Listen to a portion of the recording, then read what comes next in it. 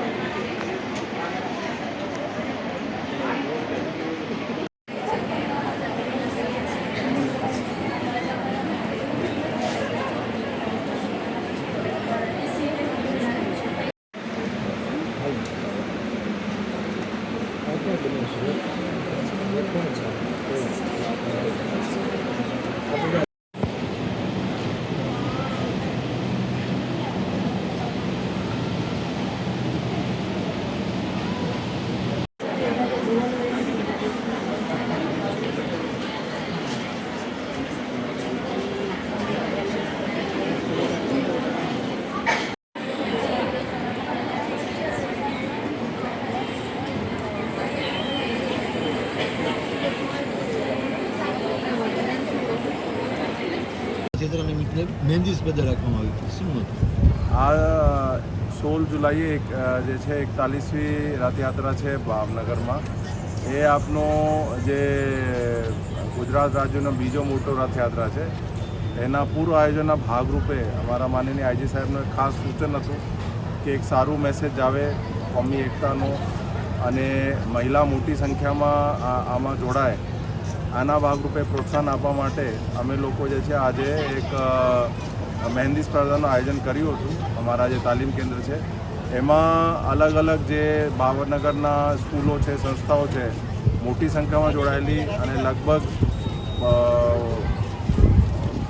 250થી ઉપર જે છે બહેન દીકરીઓ જે છે એમાં જોડાઈને અને સ્પર્ધામાં ભાગ લીધા। અને એમાં પછી અમે આયોજનના ભાગરૂપે બધા આગેવાનો રાખીને એને અલગ અલગ કેટેગરીમાં સન્માનિત પણ કરવામાં આવેલ અને એક બહુ સારું જે છે ભાવનગર ભાવણાવાસીઓથી એક સારું પ્રતિસાદ આમાં મળ્યું છે।